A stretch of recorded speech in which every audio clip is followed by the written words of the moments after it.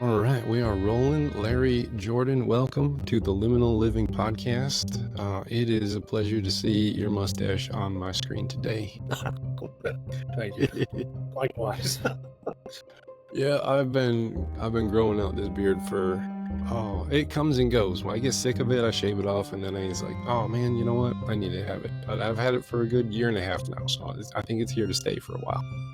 Very It's here to nice. stay for a while. Are you a facial hair like artesian? Like you get all the creams and gels and all that kind of stuff? A little bit. I've had a mustache almost since I could grow one. I shaved it one time in college, and that's it. My wife and I have been together for almost 50 years, and she's only seen me without it once. So Oh it's wow. part of my deal. Yeah. Yeah, my dad, Mhm. he had a mustache his entire life. I had never seen him without it at all. And then I see pictures of him in the army, and it's like, wow, he looks so much like my little brother. It's amazing how much that does. So you're retired. Tell it what are you retired from, and what's the best part about being retired? Wow. So I was for about 25 years, I was in the investment banking business. And so if you were a city or county or school district and you wanted to borrow money, you'd call me. So I worked on probably $10 billion of transactions, bunch of streets and schools and sewers, pretty boring stuff. But, I had the occasional airport, convention center, international toll bridge, um, sports facility, power plant, university, hospital. So um, I just learned a lot. I learned how to close. It's a good business for learning problem solving. And I learned something every day for 25 years. The problems are, lots of travel, punishing travel, and lots of stress. You could make $1 million mistake that you couldn't fix. And, Mm, so it took its toll. We yeah. retired really to spend our life uh, to give back. I'll get into this a little bit later, but I felt like my taking hand was pretty strong and my giving hand was not as developed. So we spent a lot of time in service. We enjoy our grandchildren. Um, um, we travel quite a bit. So it's been great. I mean, I recommend it to anybody who can do it. And I tell people if you live frugally, more people can do it than think they can do it. Mm, yeah. I being a pastor, I don't have a lot of that financial. Or, I'd say my retirement plan is doing funerals and this podcast.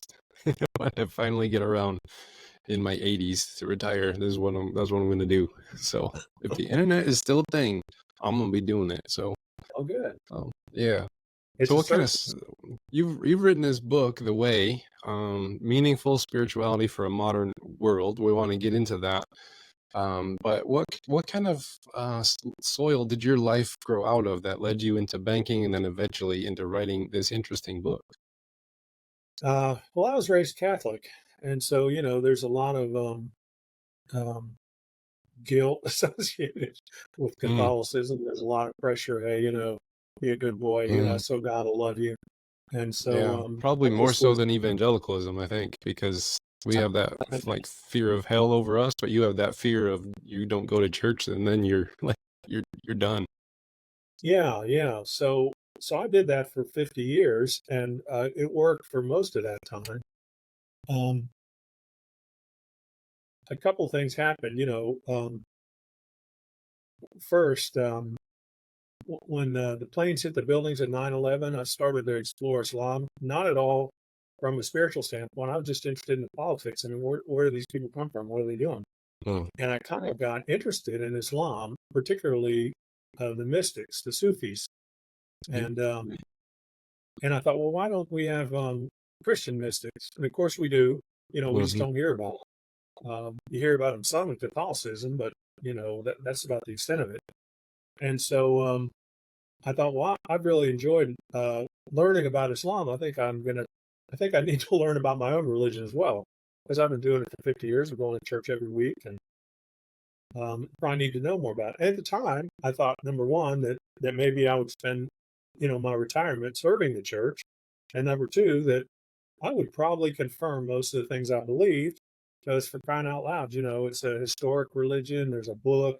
There's the leadership that protects the tradition. There's 2,000 years of scholarship. What could go wrong? And then a bunch of things happened. My children challenged me on LGBTQ because I sort of accepted the church's position, and my kids convinced me it's just wrong. It doesn't make any sense. It's morally wrong. What are you doing? And at the same time, as you start exploring your own religion, you know, the way I did it, I started from the beginning because I wanted to sort of see how much was original and how much was authentic and how much was unchanging. And I found not very much. I got a little disenchanted with global floods and talking snakes and virgin births and physical resurrections. And then I got a little disenchanted with um, some of the doctrine, even essential doctrine that really is man-made. It comes to the Trinity, original sin, substitutionary atonement. Those are theories, and they could be right, but I I was not really persuaded. And then all of the church, particularly Catholicism, all of the abuse scandal, the LGBTQ, Christian nationalism, all this, it just was like I don't think I'm in the right place. And um, when I set out to do it, like I said, I thought I was going to confirm my beliefs. I thought I was going to serve the Catholic Church in my retirement. And, you know, I ended up basically dismantling my whole belief system. And, I wrote a book about it. I'm casual about it now. I'm comfortable with it. I was not at the time. I was really angry, upset, confused. It's like a grief process. And I would say that I'm still really compelled by the person of Jesus. Um,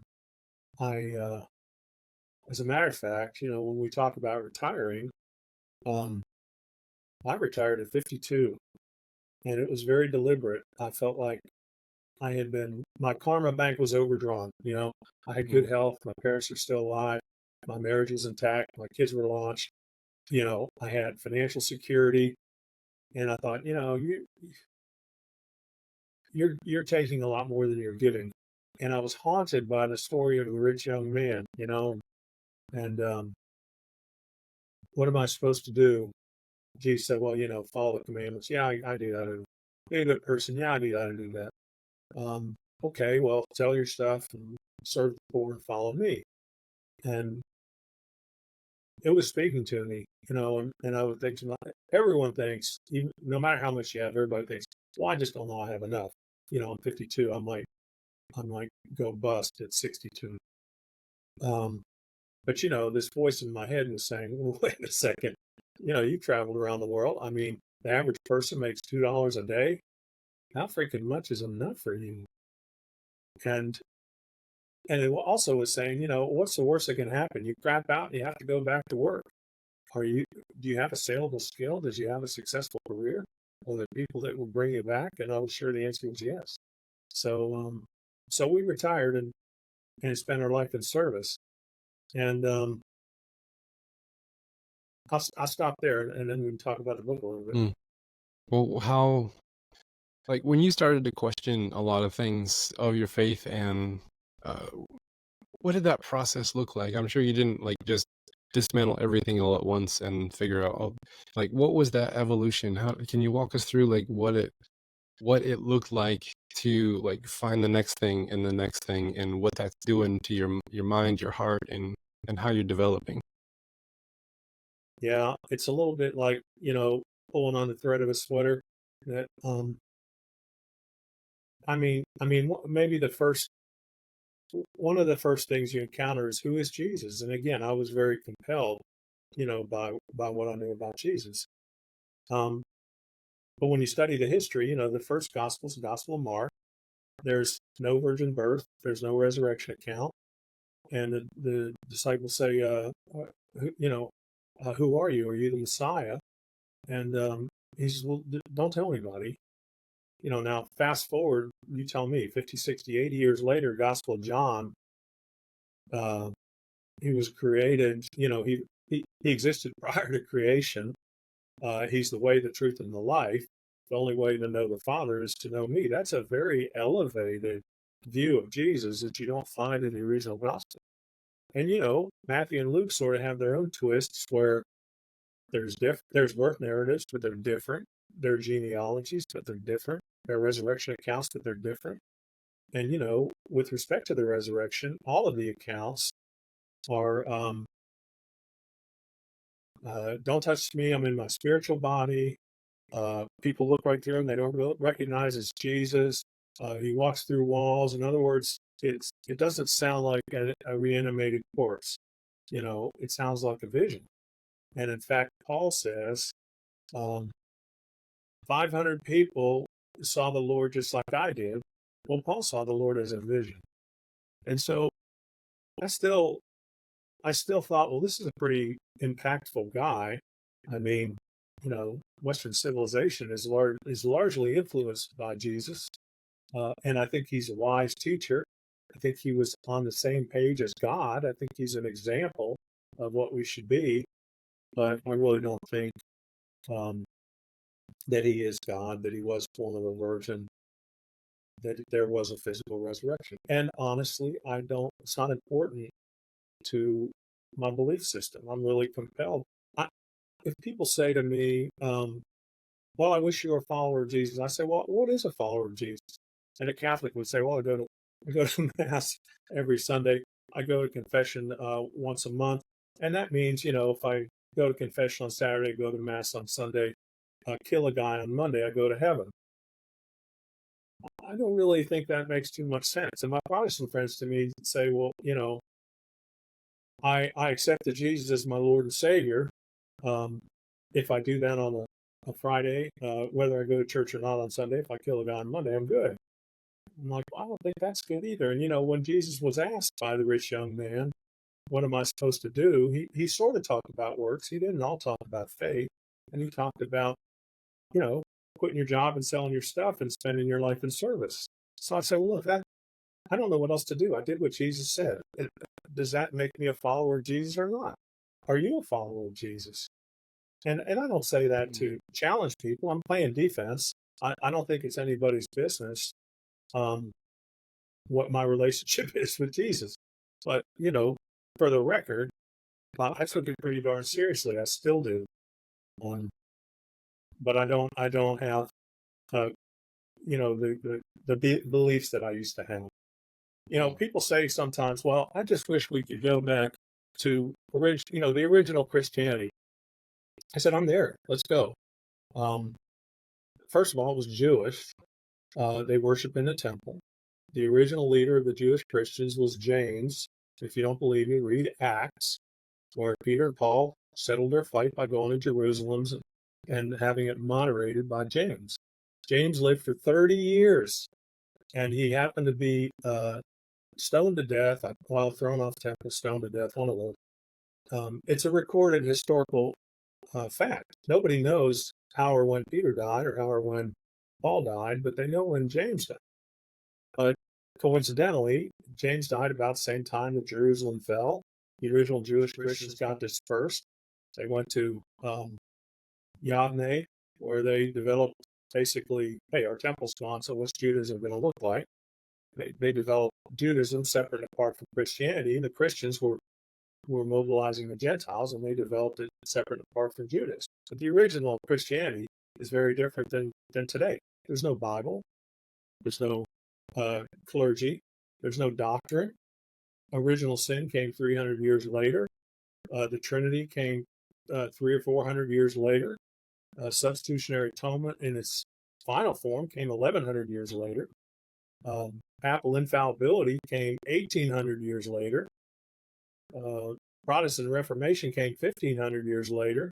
I mean, yeah, let's go back to a Christianity with no Bible and no creed, no doctrine. Nobody would do it. Nobody would do it. It's not recognizable. But what does that tell you about going to church today and following Jesus today? Are we following Jesus like James, his brother, followed Jesus? I mean, yeah, I think that of James was thrown out of the Bible by Luther, almost thrown out of the Bible Oh yeah, because he it did not like reflects him. his theology. But to me, I think it's a very authentic and interesting book. Mm. Yeah, that the Book of James I've heard is like commentary on Sermon on the Mount. And if you follow Sermon on the Mount and then the Book of James, like they're very similar to one another. And there are some huge limitations to creedal faith where, because that is something that has developed over time with lots of tradition. And uh, I'm starting to learn the limitations of like the creedal faith that has developed to now has been very shaped by a certain group of people, most likely men, most likely European in descent. And then we have all these other groups of Christians that don't take, prominent center stage. You got the Black church in Yeah. the South, you have the Coptic church in Egypt, you have, the different forms of Asian Christianity. And then you have like Western evangelicalism that we think it's like the thing. It's very creedal, and it stems out of like this fundamentalist movement of the 1920s where it was just a reaction against society. So I see some really huge limitations to creedal faith, and I'm not sure its role going forward in having a, as you say, like a meaningful spirituality in the modern age. And I think that a lot of our understandings of God are contextualized from an older place, a medieval time, or a first couple centuries time where we're thinking of kings, monarchs, emperors, all that kind of stuff. How would you contextualize God in our culture today? Like, how would you have an understanding of God today that could be based upon the not bringing medieval thoughts forward, but just if you were to Right. be planted in here and say, what kind of God made this? What kind of answers would you find? Okay. Well, first of all, that sort of leads into the second part of the book. The first I'm part of the book jumping the is really gun. no. It's very we're right on track. Um, the first part of the book was really meant to say, everybody loosen up just a little bit. Um, all religion is cultural, and all theology is speculation. And if I asked you to write down what you absolutely know about God, setting aside what you believe because your leaders told you, what you believe because it's how you interpret the Bible, just set it aside and say, what do you really know about God? Tom, nobody knows anything. Oh, Uh, so, so you have to let loose of these beliefs. Not to say um, that they're all wrong. Not to say that it's not a good thing to have beliefs because everybody has beliefs. Just hold them a little more loosely. Um, yeah. so as I was thinking, well, I just destroyed my belief system. What am I going to do now? I was saved by really three sources. One of them was the mystics, and it's not just the Christian mystics. It's the mystics of all tradition, and the mystic is somebody who wants to uh, pursue a direct experience of God. And that's very subjective. I can tell you what happened to me. Uh, you probably, you might believe it or you might not. You can tell me what happened to you. I might believe it or might not. But it doesn't matter because it's an impactful subjective experience. And the mystics, um, just to make this segue, here's what the mystics don't find. You can go back for thousands of years, any tradition, people have a textbook experience. It could happen um, in nature. It could be inspired by a work of art. It could be a hallucinogenic plant. Um, it could be inspired by prayer or meditation. It could be somebody putting something in your brain and stimulating a certain area. You could have a seizure or a stroke and effectively have a transcendent experience. Here's what they see and here's what they don't. They have a sense of oneness. They have a sense of benevolence that despite the fact that the universe is red in tooth and claw, there's a benevolence there. There's a sense of connection. Someone can look at their hand when they're having a transcendent experience, not know where their hand begins or where it ends. And if you say, well, where's God? I don't know what you call God, but whatever I experienced was everywhere. It penetrated me. There was no separation. Okay. Now here's what they don't see. They don't see, because I would have thought when I was a Catholic, well, if I have a transcendent experience, I'll probably get transported to heaven. I've done that. I'll probably see the person of God, or maybe the three persons. Well, that doesn't happen. I'm being a little facetious, but all the popes are lined up on one side and all the saints are on the other side and there's grandma. That doesn't happen either. It's a very impersonal but profound and powerful experience. And people that have had a mystical experience, and I'm not talking about Jesus told me to move to Dallas. I'm talking about a transcendent experience. Those people, it changes their way of thinking, and it changes how they think about death. They don't fear death. Mhm. They wish they could go back to that experience. So the oneness, to me, as a Catholic, was very foreign, because I thought there was separation. I thought I had to go to a different place to find God. I thought there was a very personal relationship where we talk to each other. That's not what the mystics, the people that have experience with what they thought ultimate reality was. That's not what they see. Now, in the physics, this is just in the last 100 years, but it is a 100-year-old science, just now catching, getting into our vocabulary. We're not discrete objects bumping into each other. We're part of a field. The table is not as solid as we think it is. The air is not as empty as we think it is.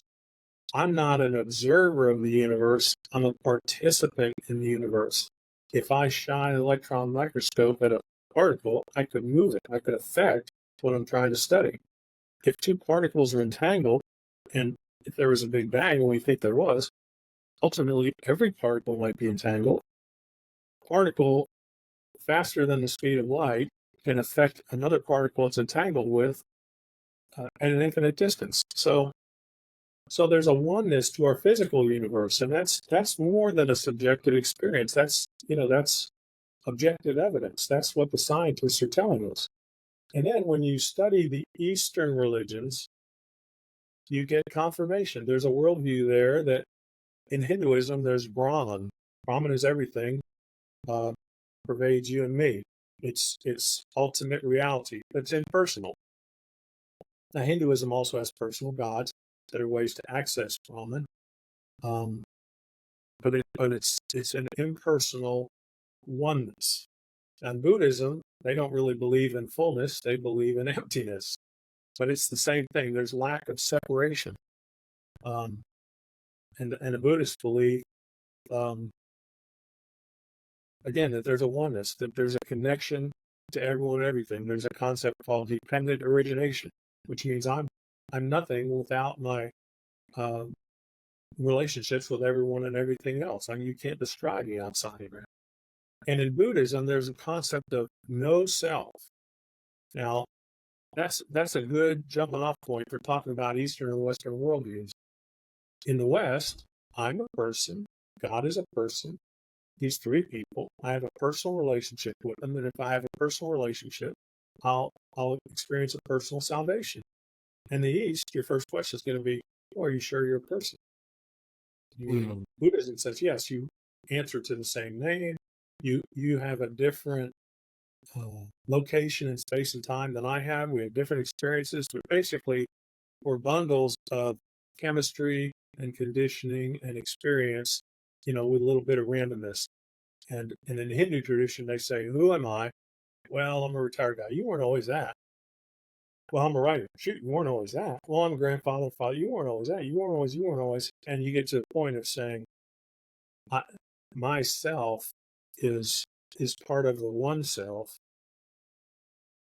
which sounds it sounds ridiculous until you remember, well, the mystics tell me I'm part of oneness, and the scientists tell me I'm part of oneness. So what I call, what other people call God, I might call ultimate reality, because I don't know if it's personal. If I thought it was personal, I would say it was God. If I thought it was impersonal, I'd say it was the universe. I'm agnostic, and I don't need to know, and I don't care. I get a lot of I have a sense of awe and gratitude and a sense of responsibility to everyone and everything because of that connection. Now, somebody said, "Well, what are you connected to?" I don't know. If it's personal, it's like I feel God's embrace. If it's impersonal, it's like I feel like I've wrapped a warm blanket around myself. It doesn't it doesn't matter to me whether God is personal or not. And I don't it doesn't have to be supernatural. If and I'm reluctant to say that anything's supernatural.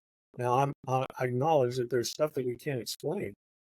Um, but we used to not be able to explain thunder and lightning, and we thought it was supernatural. Um, you know, Aristotle, who's one of the originators of the idea of soul, said, well, plants have soul. That's how they process nutrients. Nobody believes plants have souls anymore. Animals have souls. That's how come they chase people. That's how come they avoid getting chased. Nobody believes animals have souls anymore.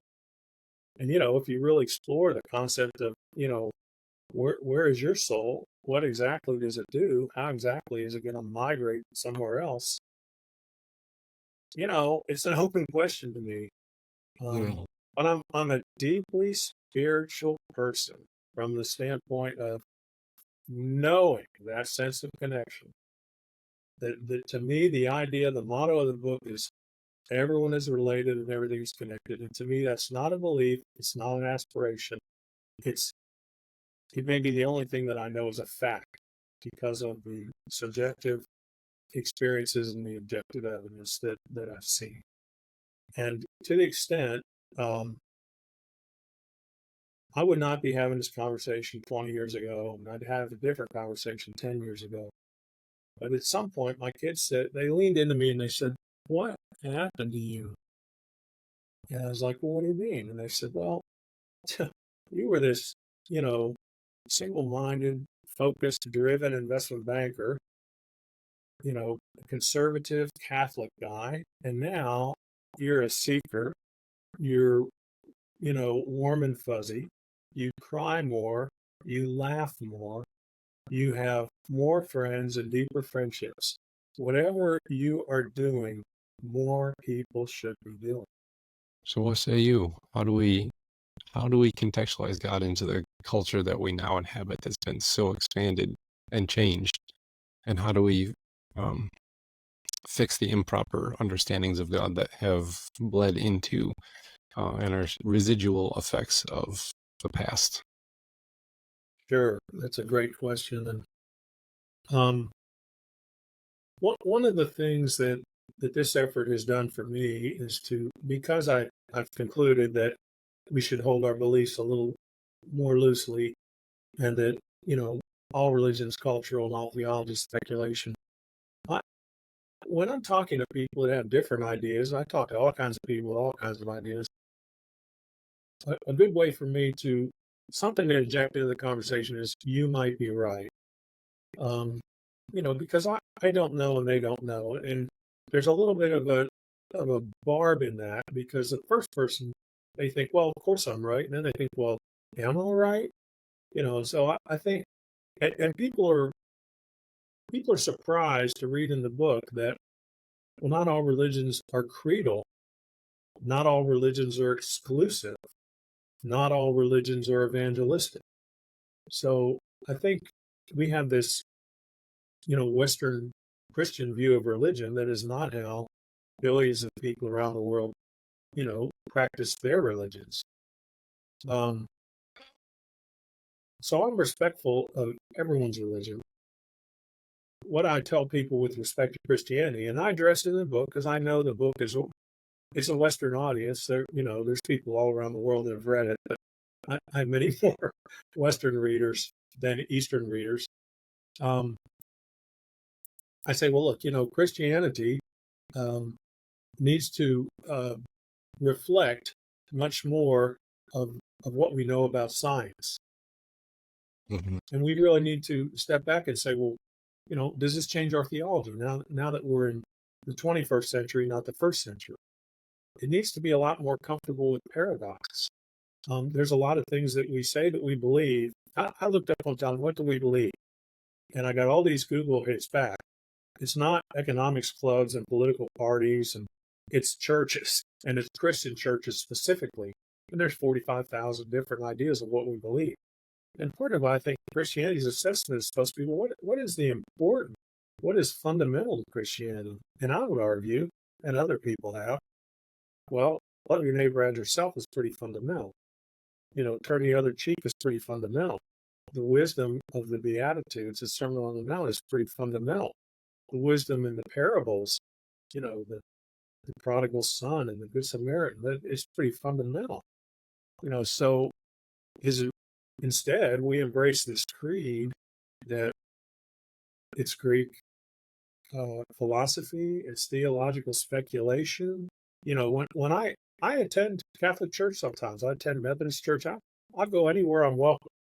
But I won't recite a creed, because if you really think about what am I saying and why do I believe it and how do I know, it's really pretty speculative stuff. Yeah. And then I think that there should be more mysticism in Christianity. And what I mean is, it's not a bad thing to say, I would like to personally encounter ultimate reality if I can. And that's a good thing. That's not a bad thing. And other religions, guess what? They're trying to personally encounter ultimate reality if they can. They're not saying, oh, I'm a flawed vessel. I'm not worthy to approach God, or well, it might be my mind playing tricks on me. Your mind is already playing a lot of tricks on you. So and one of the big theologians of the last century said, either all Christians are going to be mystics, or there's not going to be any Christians. We just can't sustain a belief-based tradition unless our beliefs are really solid. I had a conversation. Part of my journey, I spent some time in a Disciples of Christ church, which nominally is a progressive denomination. And they say no creed but Christ. Like, everybody's brought, they come from Catholic Church, Lutheran Church, Presbyterian Church, Methodist Church, Baptist Church. They all bring their own creeds with them. So someone said, well, we ought to all as Christians be able to agree on one thing, at least. I said, well, okay, fine. What's the thing? The Trinity. Now, the Disciples of Christ is part of the Stone Campbell movement. And either Stone or Campbell was, by some accounts, not a Trinitarian. So what I responded to the person was, well, look, one of the original disciples was not a Trinitarian. And my language is a little loose, because she said to me, which of the 12 did not believe in the Trinity? And I said, none of the 12 believed in the Trinity. The Trinity didn't come about for 300 years. I want to say the first mention of the Trinity in writing was like 200 years. It's not in any of the Gospels. It's not in the Bible. I mean, the three persons appear in the Bible, and there's a place where they're mentioned in a prayer, but it is not the explicit, Trinitarian doctrine that we've all established. So you say, okay, well, we should agree on one thing, but it's not the Trinity. Okay, well, original sin, we're all flawed, right? Well, we're all imperfect creations, but no, that was Augustine, in the 3rd or 4th century, and it was a theory. And Augustine said a lot of crazy things. I've had the experience. I have 3 grandchildren. I have 2 children. They come out as flawed vessels. They were blank slates when they came out. I'm not going to say that human nature is inherently good or inherently bad. I'm going to say it appears to be neutral.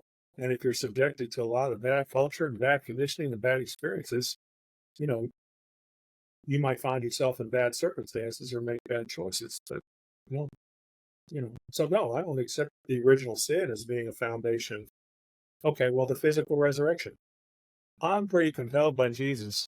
I quit my job. I sold my house. And I did not believe that Jesus rose from the dead.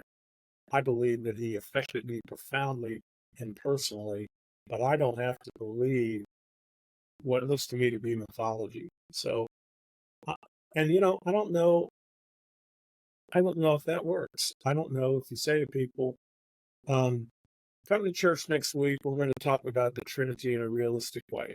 And the week after that, we're going to talk about original sin. And after that, we're going to talk about whether there's really hell. I think the things that people like about Christianity are some of the things that make Christianity difficult, problematic. Like following actually like the way of Jesus that he's teaching, that is difficult. But if you look at people on the outside of Christianity and they look in and say, what do you like about this? I think it was Gandhi who said, you know, I like your Jesus, but I don't like your Christians. Yeah. And yeah, when you said something in your book, you said when we encounter a reality that conflicts with our theology, do we conform our reality to match our theology, or do we conform our theology to match our reality? Some people are distressed by the idea that there may not be an intentional God who establishes rules and punishes or rewards us according to our respect for the rules. But they say that would mean that there is no justice, that we have no purpose. Now, I've been saying a similar thing lately um, as a critique of modern evangelicalism. There's like this fear of deconstructing for this very reason. And it seems like the last thing to go is that hell, judgment, wrath, peace tied to God. But I think the consequence is that we have then made hell and wrath the dogma of the faith that cannot be questioned. So how can people escape from that fear-based understanding that like ties them to the religious structures that they hold to, because they can't question that part of the faith? You know, they're totally fine questioning, you know, love your enemies and, you know, the love part, but they cannot question the wrath and the hell part. How did we get there, and how do we escape from that part? My theory is that there's two parts to the answer. People believe things that are comforting to them. So it's comforting to think that there's a personal that they can have a relationship with, that there are rules that they're supposed to follow, that someone will judge whether you followed the rules or not, and that you have free will. So if you get punished or rewarded, it's justified. Mm. But all of those things may or may not be true. The other thing is, I think there's an interesting thought experiment. I've said to some people, well, tell me where you really are. I mean, if you had a choice between knowing that there was a God who loved you, but also knowing that when you died, you just died, or, well, I'm sorry, I got that backwards. There is no God that loves you, that you will live forever. I think it's a fear of death, and I think most people would take the second choice. They said, if I could live forever, I could live without a God. But if I couldn't live forever, I'm not sure that God helps me that much. And you know, if God really knows what we're thinking and saying, that's such a transactional relationship with God. If God is your ticket to eternal salvation. Now, when people ask me about hell, I say, well, tell me what the Bible says about hell. Oh, the sheep and goats. Well, what's a sheep and what's a goat? Well, that's a good question. My father's house has, you know, many rooms. So I'm not sure what that means. How is hell described? Well, it's Gehenna. Well, you know, Gehenna is a physical location, right? It's Sheol. You know, Sheol is where everyone went and they got extinguished. There wasn't judgment involved at all. So tell me where you got your ideas about hell and why it's got such a hold on you. And then I say, well, shoot, yeah. I mean, if there is a God of the Bible and he's going to send people like me to hell, first of all, I'm going to want to talk to him because I'm going to say, hey, it is about Jesus because I followed Jesus to the best of my ability. But let's say that I am condemned to eternal torment. That's a pretty scary thought for me. But I suppose if if I thought that Thor was going to hit me with a lightning bolt, or Zeus was going to, drop a mountain on me, or Krishna was going to. I mean, Neptune is going to drown me in the ocean. I mean, I do not have the bandwidth or the desire to live in fear of all of the gods that I don't believe. Mhm. And to the extent that there is a God, my pitch, if I had to plead my own case, I'd say, well, look, I, I believe strongly that everyone's related and everybody's connected.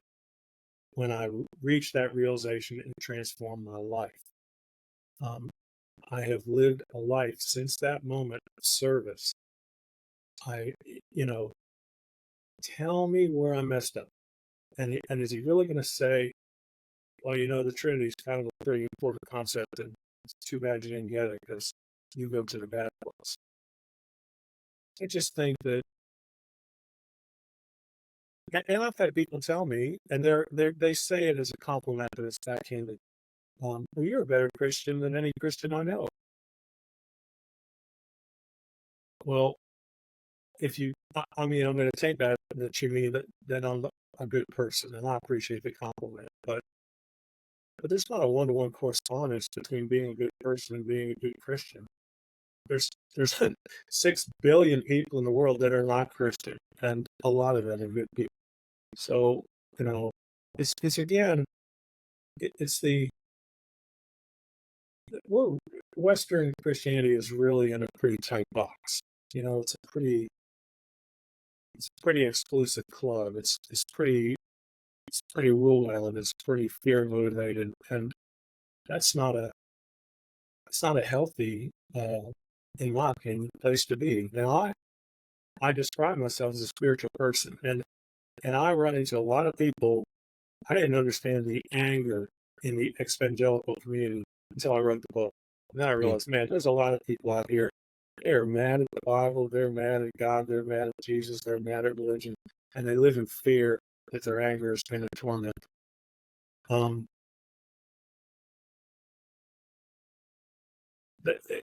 It's I see those people and I say, well, I understand that you don't have belief anymore, but I hope you have community and I hope you have spiritual practice.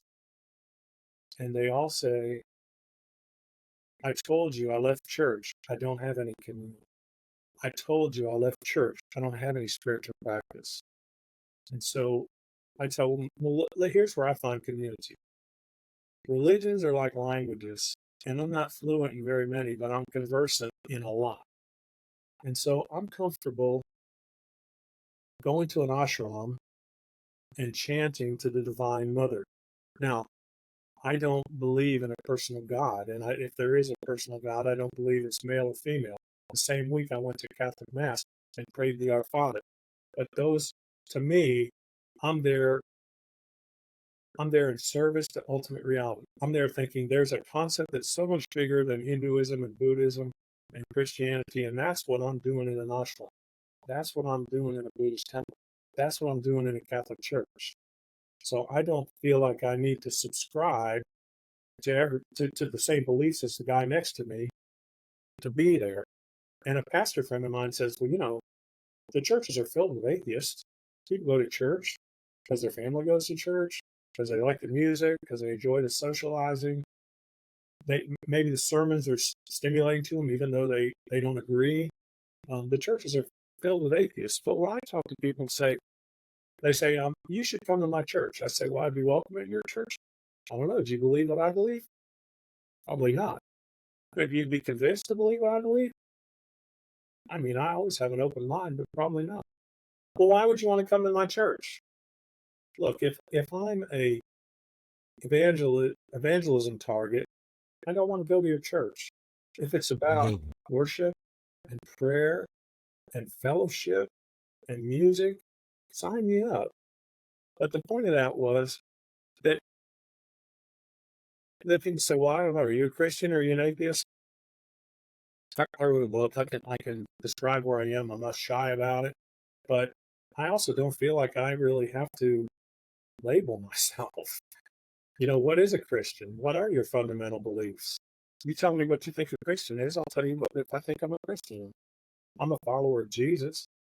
I have a Zen practice. I'm not ashamed to say, well, no, I have a community. I have a principle practice, but I'm also not ashamed to say I find community all kinds of places. I'm in a Unity book club. I speak at the Unitarian Universalist Church. I go to Bible study with the Methodists. I chant the Shiva at the ashram. I meditate in a Zendo. I have an idea of what I'm connected to that has very little to do with whether I think it's personal or not, or whether I think it's supernatural. I've noticed that I'm not super conversant in a lot of the Eastern faiths, but I have been studying Zen Buddhism for a little bit. Okay. And I've noticed that not everything from all religions do jive together. But I've also noticed that not everything in Christianity jives together either. So is there a theory of everything view of religion that we need to be after? Or do we need the diversity of the other faiths and denominations in order to remain healthy? What are your thoughts there? Oh, I love that question. And I would say, there was a book that a guy named Paul Knitter wrote that said something like, without Buddha, I could not be a Christian. He's a person who is a Buddhist and a Christian. And some of the troubling things that you and I have talked about, he said, I'm informed about sin, for instance, from my Buddhist practice. And it helps me stay in church to sort of incorporate the Buddhist understanding. So, yeah, I think I when I say I'm comfortable in a lot of places, I'm conversing in a bunch of languages. I love the diversity and I learn from it. And I see common things and I see things that are look, you can't either God is essentially a person or God is essentially not a person. They're not both way. So I'm not somebody that says I go everywhere, I accept everything. I don't. I don't. I have my own personal beliefs. But it's informing to understand other people's perspectives. I do think, that the commonality, like I say, if somebody says, what's your religion? And I said, well, it's Jordanism. Um, everyone is related and everything is connected. Most people would say, it sounds like a pretty good religion. It sounds trite to say, well, that's what I learned after 20 years. And I don't want to be political, but on the other hand, I can't really avoid it. In the book, it starts out on 9/11. That's a political event. The book was wrapping up 11/9, which is the day Donald Trump got elected. And you can imagine if I'm writing a book about everybody's related and everything's connected, it's pretty jarring when they start banning Muslims and building walls and separating families and marginalizing people, taking away people's health care. So, you know, what we believe has a pretty profound influence on the lives that we live. And to me, if you really believe everyone is related and everything is connected, you'll live a better life. And that, personally, I'm comfortable if I ever get judged, I'm comfortable being judged on that criteria because I can't imagine a God in any religion who says, there, you got it all wrong. It's every man for himself down there. You know, you did not optimize your person. You did not exert your personal responsibility. You did not optimize your personal salvation. You did not develop a personal relationship with ultimate reality like you're supposed to. You got the whole thing wrong. It's all about personhood and individuality, and it's all about Larry Jordan. I just don't believe it is. I don't believe any God would tell me that. Now, if someone feels really stuck in their spiritual journey, what are some things they can do to help move them along? Oh, that's another good question. Um,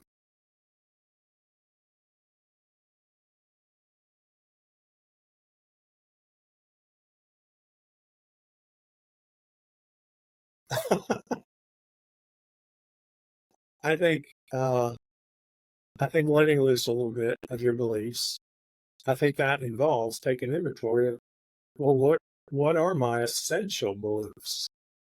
if you go through the exercise of, for instance, reciting a creed and saying, well, let's say Jesus wasn't born of a virgin. In most of the gospel accounts, it was translated as it's really born of a young woman. And that's not such a remarkable thing to be born of a young woman. But what if Jesus was not born of a virgin? I say this in the book. What if Jesus didn't physically resurrect? He was just seen in a vision by 500 people that inspired 2 billion people over 2,000 years. To me, nobody had to die for me to get what Jesus was saying. So if somebody said, and a lot of people say, no, it's binary. Either there was a physical resurrection, all this makes sense, or there was no physical resurrection, none of it makes sense. That's a false choice. It's really a false choice. So if you say, well, gee, maybe there's other ways to look at this, that's kind of the first step, because the fear comes in because you're so convinced you're right. And you're so afraid to question it because you're so convinced you're right. Now, the interesting thing about exploring it is when people say to me, would you like to talk about Jesus? I say, I'd love to talk about Jesus. And they start telling me all about how you're justified by faith. And I'll say, well, that's really not what Jesus said. And these are people that on any other day can tell me that the gospel is the word of God and it's true to every letter. They'll tell me, well, that passage that affected your life so deeply, I think it was a mistranslation. It's really inauthentic to me. So I just think part of the real thrust of the book is just let loose of those beliefs. Just take inventory of what's really essential to you.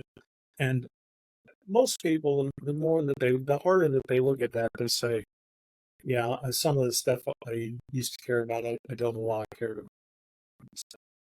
If God is three persons, somebody says, well, God is three persons. It's three persons that are mentioned in the Bible.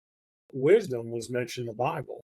Is there a possibility that we missed the boat and God is really four persons? Or is there a possibility that the Holy Spirit is really an angelic being and not part of the Trinity? There's nothing in the Bible that will refute that. Is there anything that says Jesus? Here's where other religions inform. Hinduism has a concept of an avatar. It's basically an incarnation, but it's a tiering of gods.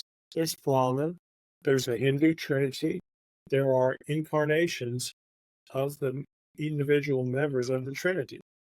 And those are all sort of, lesser gods than the ultimate reality of Brahman. In Hinduism, they say, well, we know about a few incarnations, a few avatars.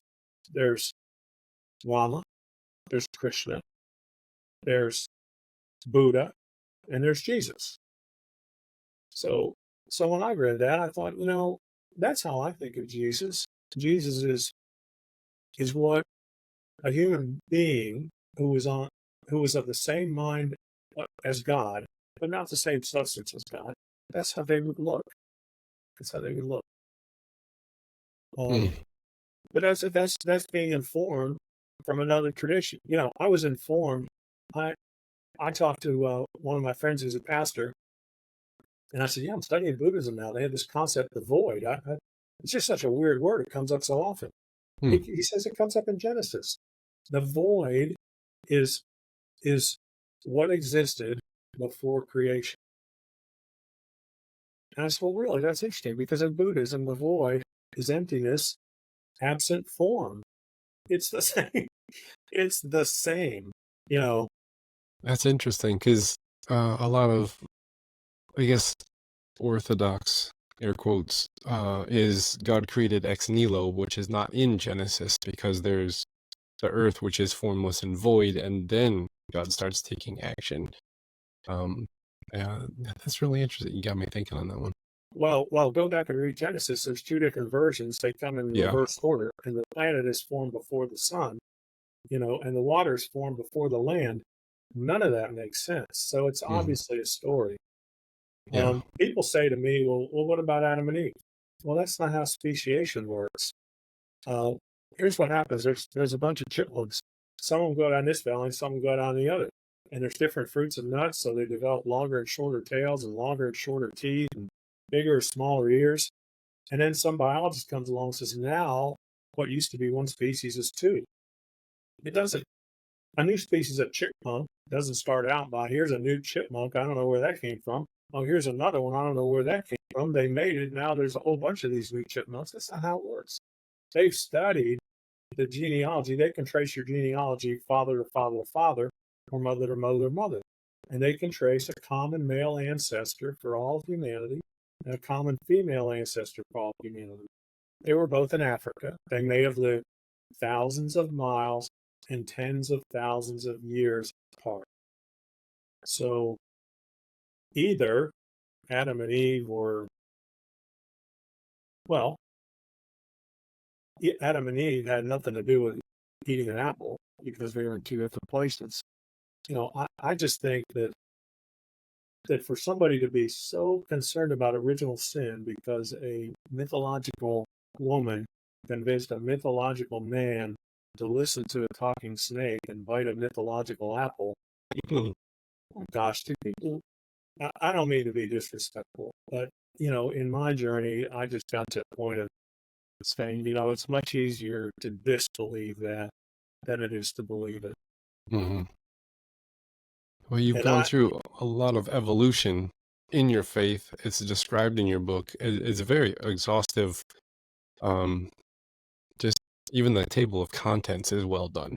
Like it's very organized in how you thought through these things. What are the practices that helped you evolve your spirituality over time? What were the things, not just the ideas that changed, but the practices you did with your body that helped evolve your understanding of things?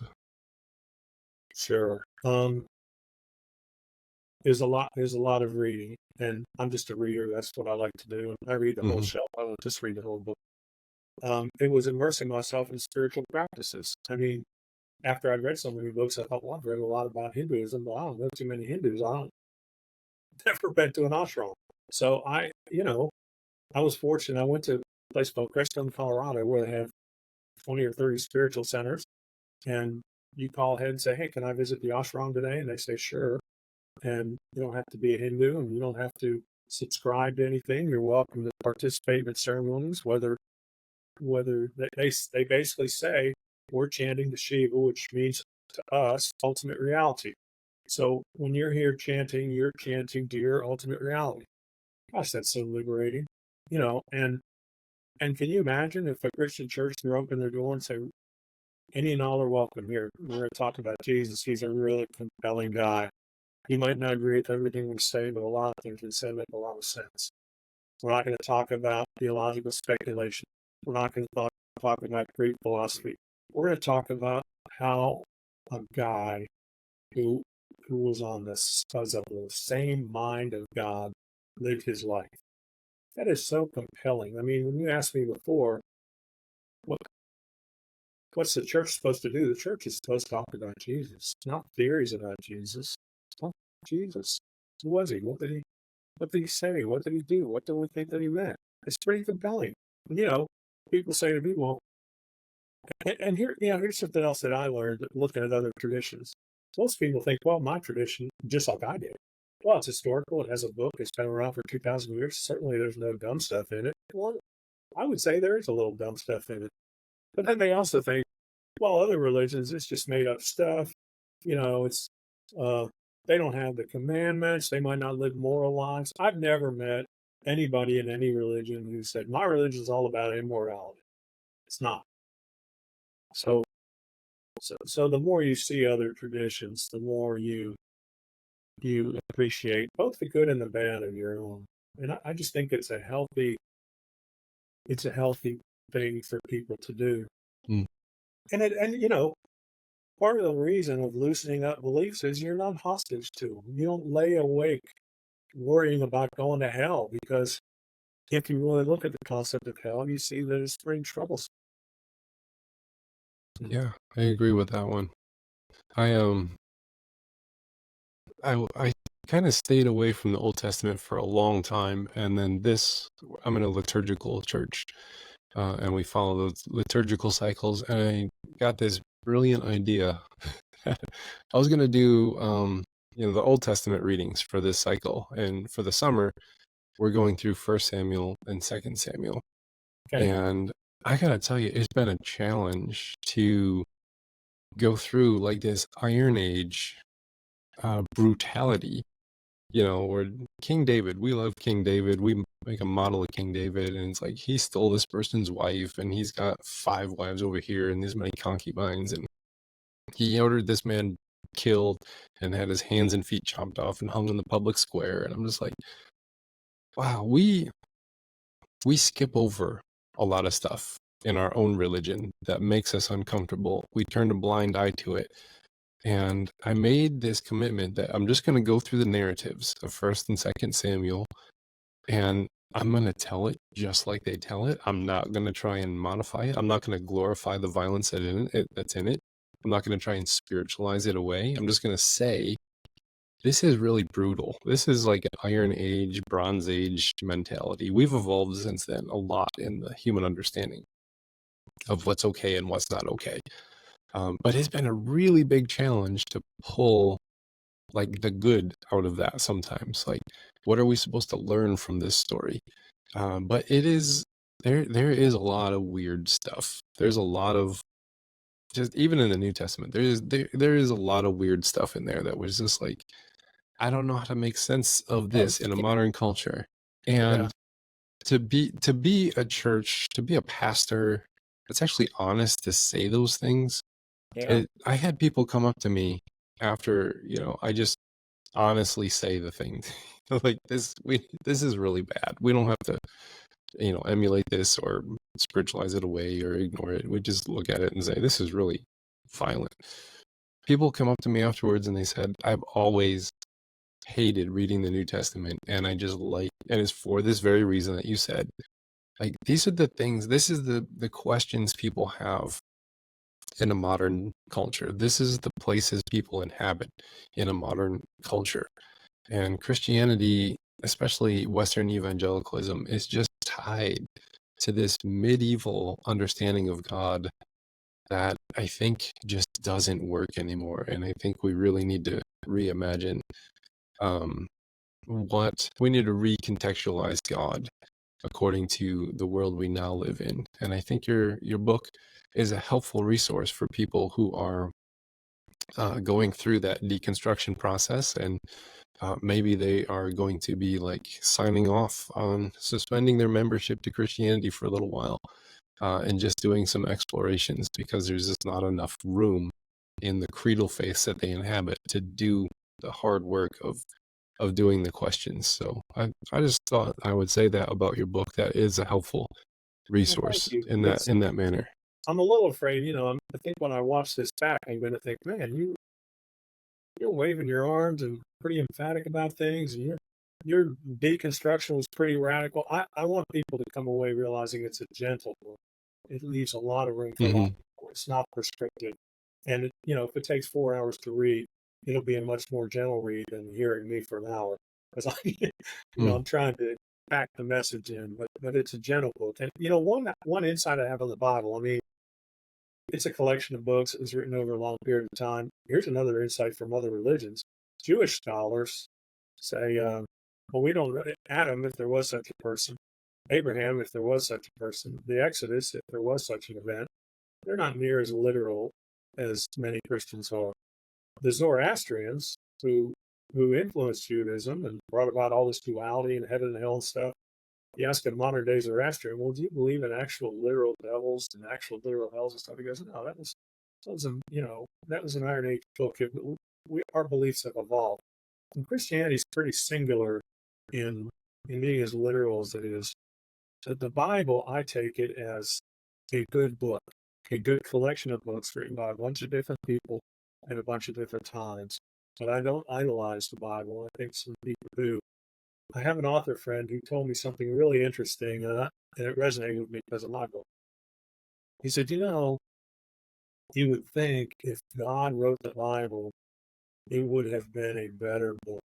And as somebody who labored over writing a book, I had basically at a much.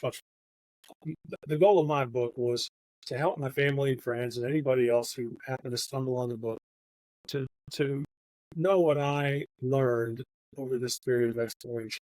Nobody else is going to read 1,000 books, and not too many people are going to go to an ashram. And we all got to live lives. Not everybody's a retired guy who can really do the deep dive. Tom, I can't tell you how closely I edited that book so that my kids, my grandkids, my great grandkids who I'll never meet would read the book and know what I meant.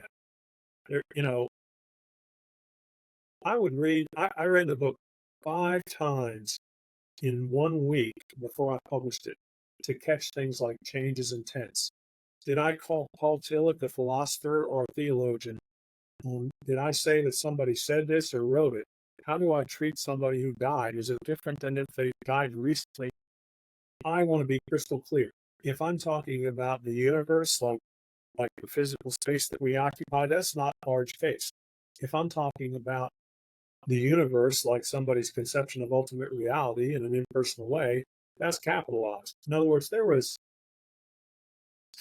nobody has read the book and said, I really didn't understand it. I mean, think about that. He talks about, 3,000 years of history. He talks about quantum physics. He talks about mysticism. Somebody says, I understood every word you said. I said, did you understand the physics? Yeah, I understood the physics. I don't even understand the physics. There was an attempt to be so clear. And I can only imagine if God said, I've only got one shot. I'm going to leave this book. Every word has to be right. That's a long way from the book that we're reading today. Especially if everyone's eternal destination was hanging on the proper interpretation of that book. Exactly. Yeah. Exactly.